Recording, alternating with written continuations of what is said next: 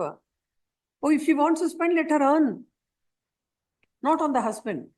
Before discussing Atul Subhash case में 2 cases remind कराना चाहती हूँ।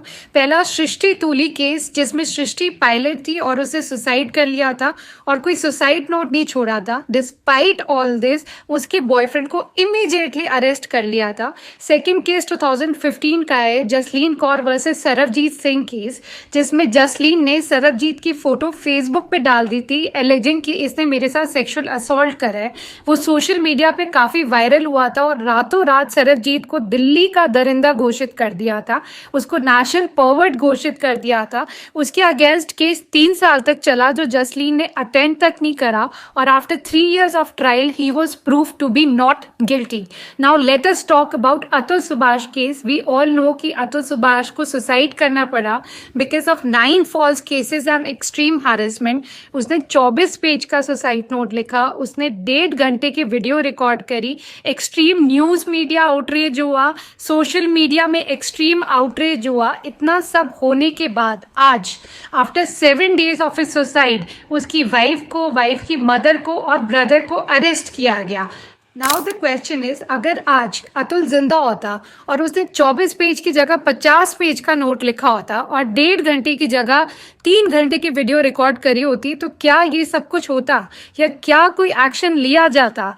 सी, ऐसा क्यों होता है कि विमेन की सिर्फ एक स्टेटमेंट पे इमीडिएट FIR रजिस्टर हो जाती है और इमीडिएट अरेस्ट हो जाता है और मैन को अपनी लाइफ सैक्रिफाइस करनी पड़ती है, फिर जाके कुछ एक्शन लिया जाता है?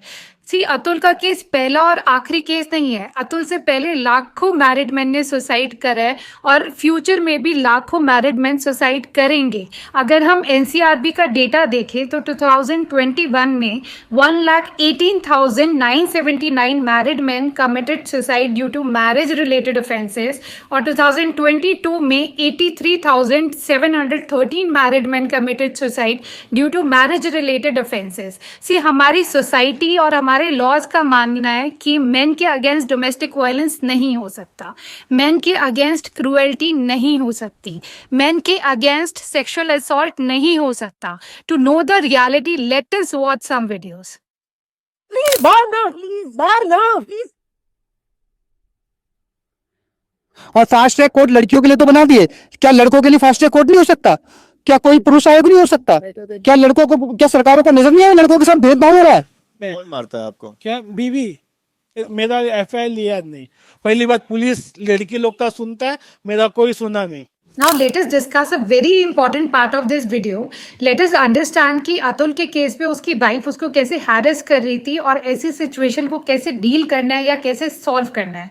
सी, अतुल के केस में उसकी वाइफ ने उसके अगेंस्ट 9 फॉल्स केसेस फाइल करे हुए थे और हाई कोर्ट में पिटिशंस फाइल करी हुई थी कि इन केसेस को फास्ट ट्रैक करो। तो ऐसी सिचुएशन में, या अगर आप आउट स्टेशन रहते हैं जैसे अतुल रहता था और उसको हर डेट पे बैंगलोर से जौनपुर आना पड़ता था, तो आप एक एप्लीकेशन फाइल कर सकते हैं अंडर सेक्शन 355 ऑफ BNSS, जिसमें आप कोर्ट को रिक्वेस्ट कर सकते हैं कि आपकी पर्सनल अपीयरेंस को एग्जेम्प्ट किया जाए या आपकी जगह आपका काउंसिल अपीयर हो। सेकंड, अतुल के केस में उसकी सैलरी थी 84,000 और जो मेंटेनेंस अमाउंट अवार्ड हुआ था वो था 40,000 per month in favour of a 2-year-old child, और वो भी जौनपुर जैसी जगह में, डिस्पाइट द फैक्ट कि उसकी वाइफ वर्किंग थी।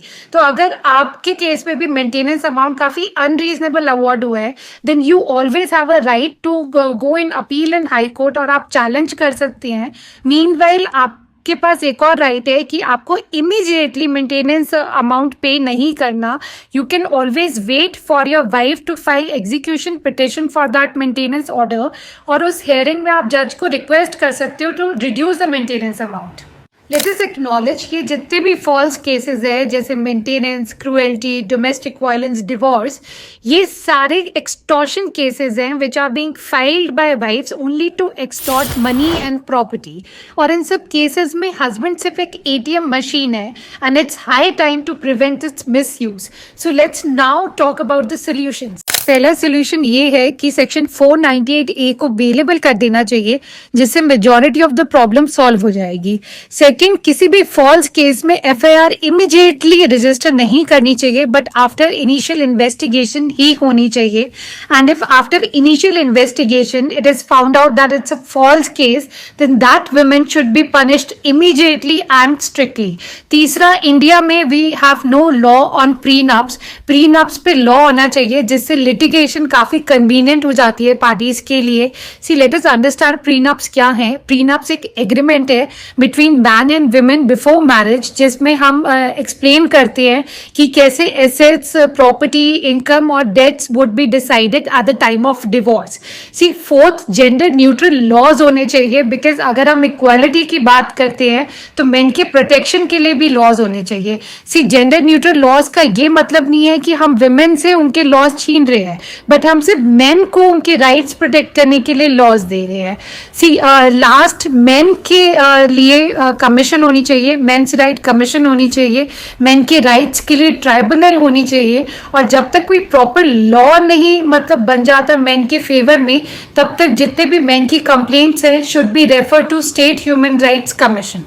अभी रिसेंटली सुप्रीम कोर्ट की जजमेंट आई है, जिसमें सुप्रीम कोर्ट ने फॉल्स 498A की एफआईआर क्वैश करते हुए लेजिस्लेचर को डायरेक्शन दी है कि आप क्रूएल्टी के सेक्शन में नेसेसरी चेंजेस करो, जिससे उसका मिसयूज प्रिवेंट होए।